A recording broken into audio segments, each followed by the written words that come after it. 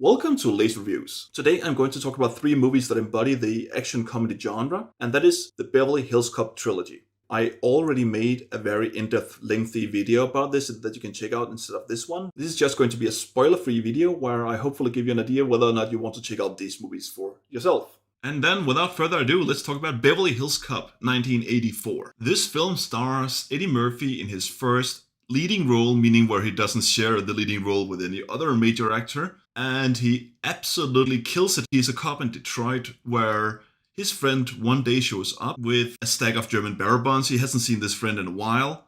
He actually thought he was still in jail, but it turns out that the last 6 months he's been working in Beverly Hills as a security guard. They only get to hang out a few hours before someone comes up, knocks out Axel Foley, the character played by Eddie Murphy, and kills the friend for stealing the bearer bonds. Realizing this is a professional hit, Eddie Murphy defies the orders of his boss. So asking for vacation time, Eddie Murphy travels to Beverly Hills. First time he has been outside of Detroit, it seems. And with the help of Jeanette, his childhood friend, who works for this man called Victor Mainland in his art gallery. And with the help, or rather against the wishes and attempts of the local police department, he investigates the murder of his friend and tries to unveil the large operation, the larger criminal underworld of Beverly Hills that his friend got wound up in. And I will not spoil much more about the plot here, because honestly the plot is not that important. It's not that it's not good. If I just explain the plot, it might sound like a lot of other movies.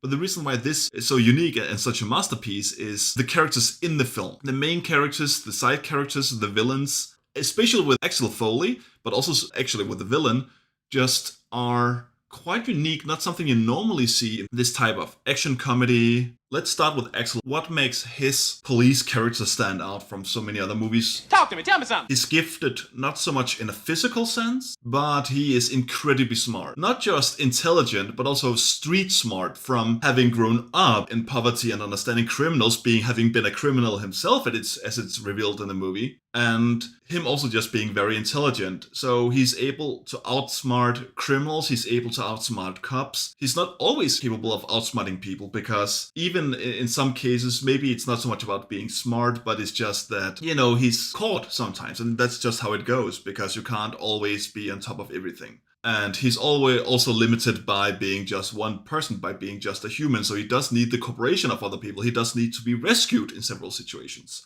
He can't do everything by himself, which is really good. That's something I really want to emphasize. This movie feels very grounded and very realistic.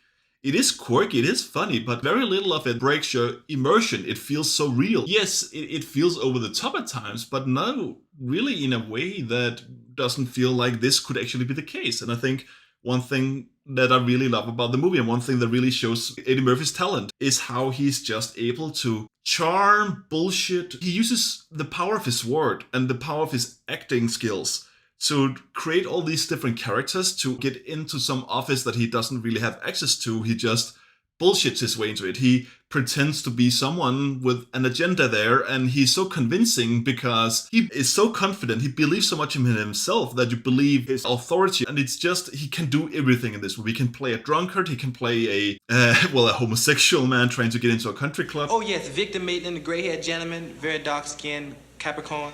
He can play petty thief, smuggler, he can play all these different characters, and he just does it so well. And that's every time he's putting on a different face, putting on a different character, that's really when the movie shines. But it's not the only time the movie shines, because there are so many other side characters in it that are wonderful. Yes, there are the smaller ones who are not giving that much time, but that I absolutely love, like Serge. And what is pertaining? I didn't understand what you said. Pertaining, what its meaning, regarding. Then there is Rosewood and Taggart, the two other police officers that are quite the opposites of each other, but also both serve to be the opposites of Foley. The whole police department in Beverly Hills is very much by the books. And of course, Eddie Murphy's character, Axel Foley, is completely different to that. He's at odds with it. He goes by the hunch. If he needs to, he breaks in somewhere where he doesn't have a warrant or talks his way into it. He is a very effective cop, but what he does is actually often against the law, or at least against police procedure, against the wishes of the high command. And these two, Rosewood and Taggart, just serve as the perfect counterbalance. But there's also so much progress, there's so much growth. These movies, you actually see character progression in it, and that's really nice. You see how Rosewood goes from this timid cop, this very nice, naive polite cop who doesn't know what to say or how to keep shut, progress into someone who is more aware of the situation. He grows more confident, really, more capable, and Taggart doesn't get as much progression, but he does loosen up a bit. He does understand that, well, you can actually maybe do some things that are not completely according to what the book prescribes, if that helps you save someone. And we have the villains, which is Victor Mainland. He is this high society member, a pillar of the community, someone everyone trusts and likes, someone who deals with art, someone, a respectful man. Therefore, he always keeps his posture, he always keeps his composure, even when making threats. He is terrifyingly stoic, I would say, even when he gets the upper hand at the end of the movie. And it seems to be just business getting rid of Foley. He doesn't really enjoy the fact that he caught him. He makes one dry joke, and that's it. And I really like that. He's quite a good villain. And I think I've talked too much about this movie, so let's talk about the sequel, Beverly Hills Cop II, 1987. The sequel to Beverly Hills Cop opens with a jewelry heist executed by professionals. And Bogomil, the lieutenant of the police from the first film, the boss of Taggart and Rosewood, they have adopted some of Axel Foley's police work after it worked so well in the first film. It turns out that this jewelry heist is a part of a longer string of crimes carried out by highly efficient, highly proficient criminals, and they always leave a litter behind. The chief of police finds out, fires Bogomil, promotes Taggart and Rosewood, and Bogomil is being shut down by none other than the alphabet criminals. He doesn't die, but the fact that he's shut down makes Axel Foley go to Beverly Hills to investigate why his friend was gunned down in the street in broad daylight. In his investigation, again with Taggart and Rosewood on his side, this time they are all three going against the will of the chief of police, and with Foley's help, they quickly get on the trail of the criminals behind the alphabet crimes and uncover another major plot conspiracy, if you will, in the Beverly Hills high society. Just as before, I will not say more about the plot, I'll not spoil more about it, but I will talk about what works about this movie. What I really like about this film is that it does some of the things that a sequel really should do, and it excels at it, and that is building on top of the story established in the first film.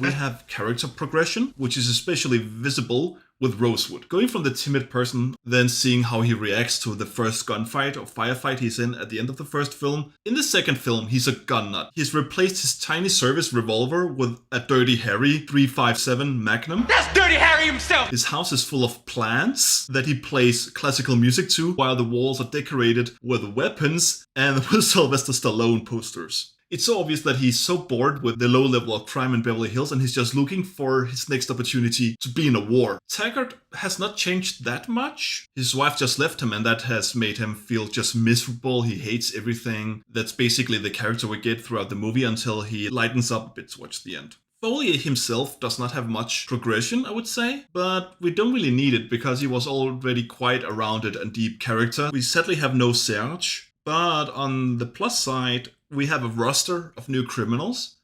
None of them are excellent, but I would say that Bridget Stallone is quite okay as this femme fatale criminal mastermind. The other criminals also quite cool. I mean, they are decent. They're doing a decent job. Axel Foley is bullshitting again a lot, and it works really well. The scenes where he does it is really, really nice. The movie still feels quite grounded.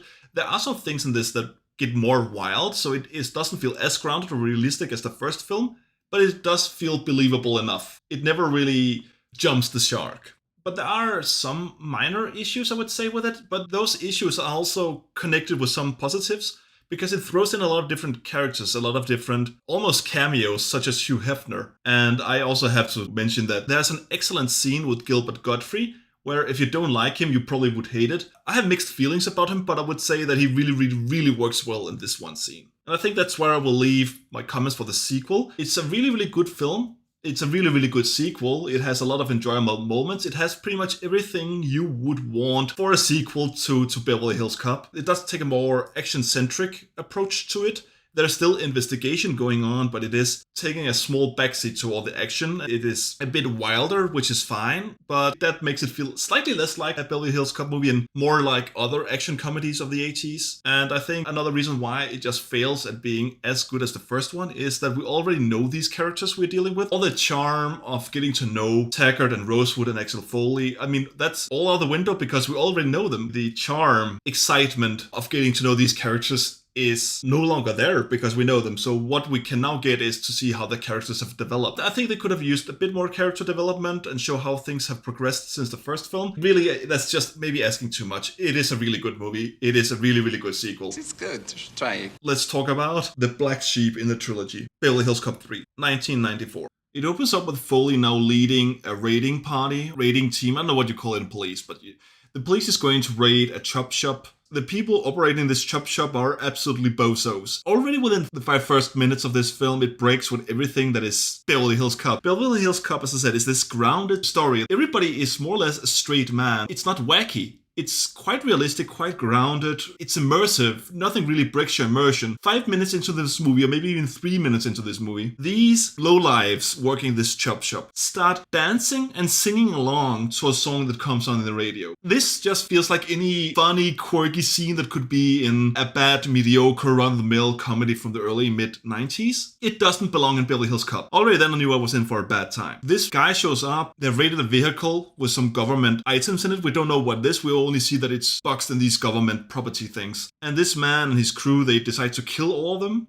As they do that, Foley and his police officers arrive and they are thrown into this gunfight in which the chief of police, Foley's boss, is shot and killed. So it's another revenge story that Axel Foley now realizing that there's a connection between these criminals and an amusement park called Wonderland in Beverly Hills. So he goes to Beverly Hills to investigate this murder, this crime. And not only is this place of enjoyment used for illicit purposes without the knowledge of the park owner, but the head of operation is a private security company. The wealthiest, biggest security company in the US that apparently hires a lot of criminals to do a lot of criminal things. The main leader of this security company is the pillar of community. He donates to charity. Everybody likes him. He's really beloved. He's cartoonishly evil. He's the one who went to Detroit in person to this chop shop to get these documents. Why would someone who has a huge army of private security officers, why would he go on his own to this chop shop when he could just send his men? This movie is full of things that don't work, just plot-wise, but I think I will actually not concentrate on that. You can watch my other video where I'll go into it a bit more.